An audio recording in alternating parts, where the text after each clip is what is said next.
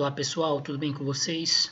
Espero que sim, depois de uma semana aí de folga, todos descansados e animados para concluir o semestre aí. O ano está acabando, gente, graças a Deus. Um ano atípico, muito difícil, mas que nós já estamos nos encaminhando aí para o final.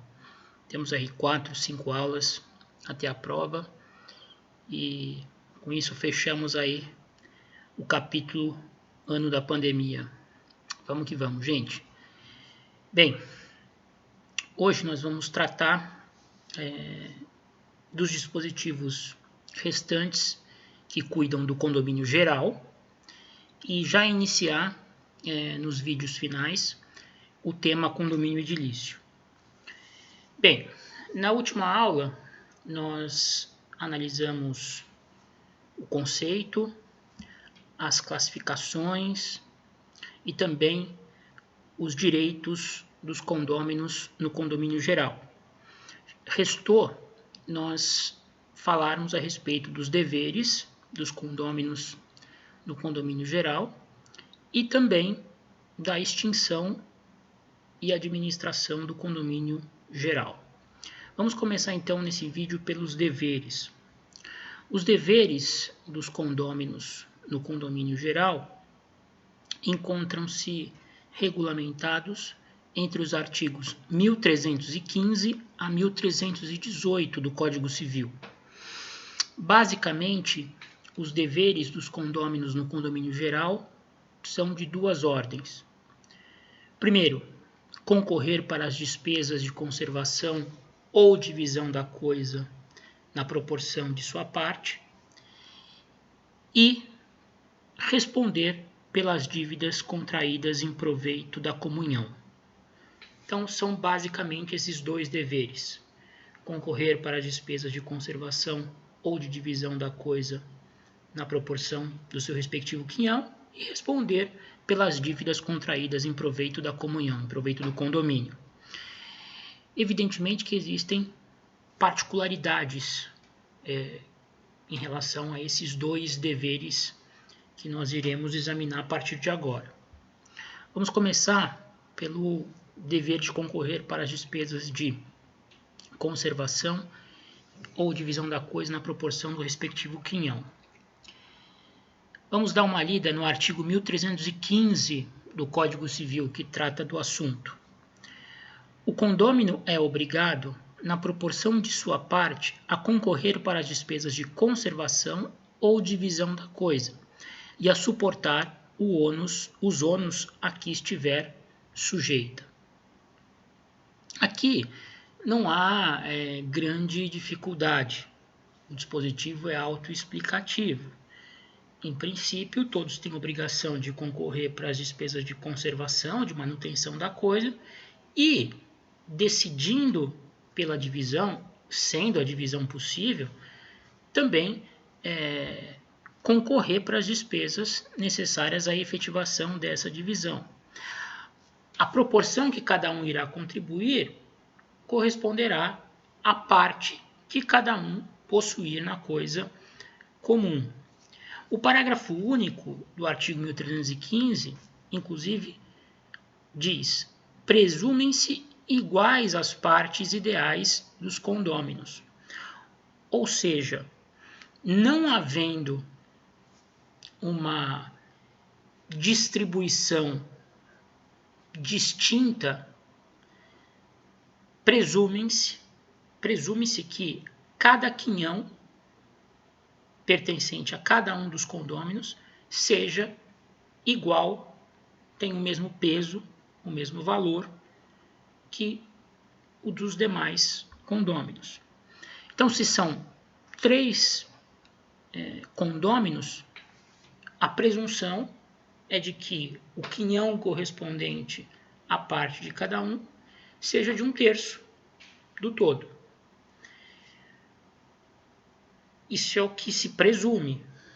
Nada impede, no entanto, que a divisão seja feita de uma maneira diferente. Nada impede que, por exemplo, 3 amigos resolvam adquirir a sala comercial em conjunto e um deles contribuindo com um valor maior que os demais, titularizar, por exemplo, 50% do todo, cabendo 25% a cada um dos restantes. Só que isso precisa estar expresso. Na ausência de disposição expressa, presume-se que os quinhões são iguais e, portanto, a contribuição de todos para a manutenção, conservação e divisão da coisa comum será a mesma.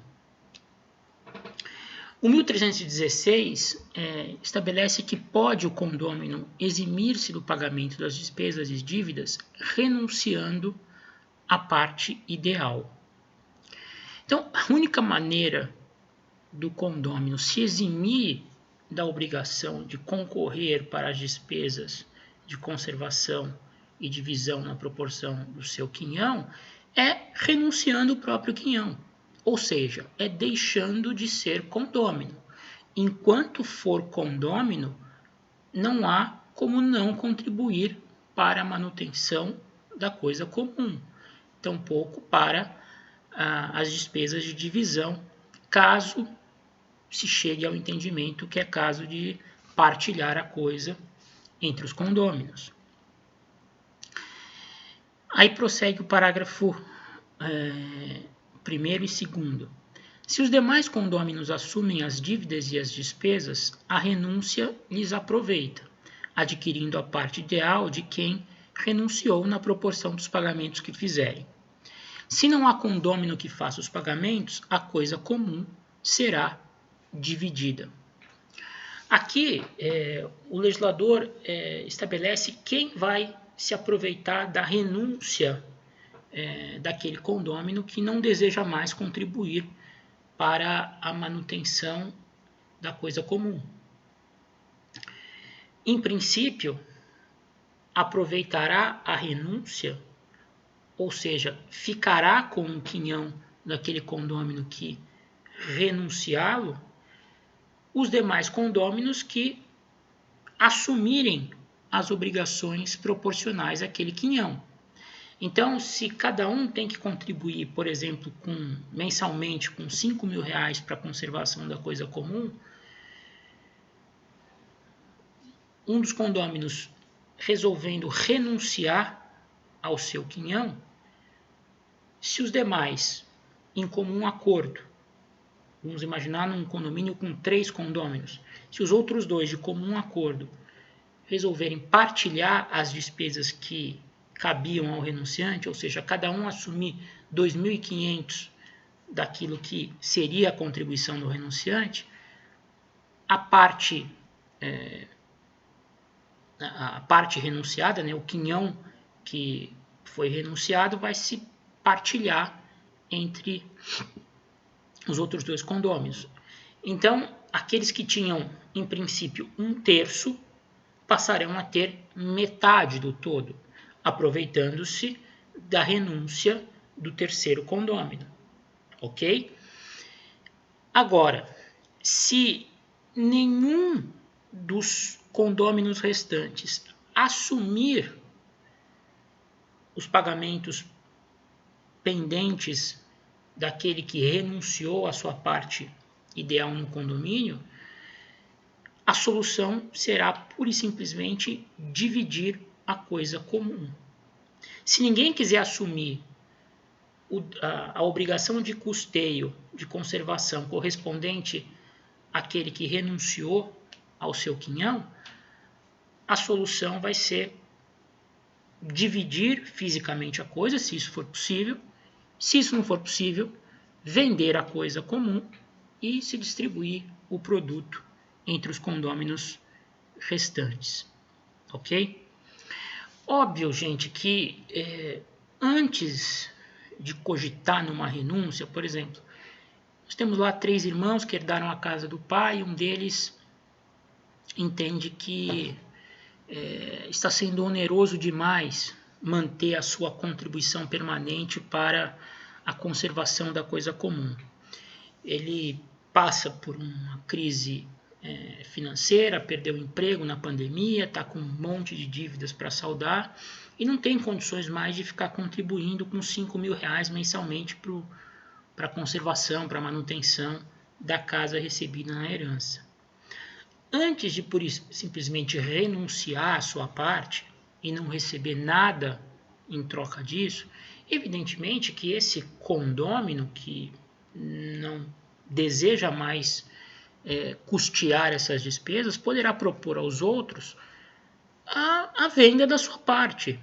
Olha, gente, eu não quero mais permanecer no condomínio, eu não tenho mais condições, então eu estou oferecendo aí, quem quiser adquirir a minha parte, pode ficar com ela pagando, sei lá, R$ 100.000. Se um dos outros dois condôminos se interessar, ótimo, temos uma solução. Um dos condôminos resolve comprar a parte do terceiro, passa a ser titular de 2/3 sobre o todo da coisa e o outro permanece com 1/3. Tá? Mas os outros condôminos não têm interesse em adquirir a parte daquele que deseja sair do condomínio. Tenta-se a venda a um terceiro. Não teve nenhum interessado? Aí me parece que é o caso de se renunciar. Não vai sair renunciando a parte na coisa comum antes de tentar tirar algum dinheiro a partir da sua alienação. Porque nós vimos na aula passada, o condômino pode alienar a sua parte na coisa indivisa. Então a renúncia é a última alternativa.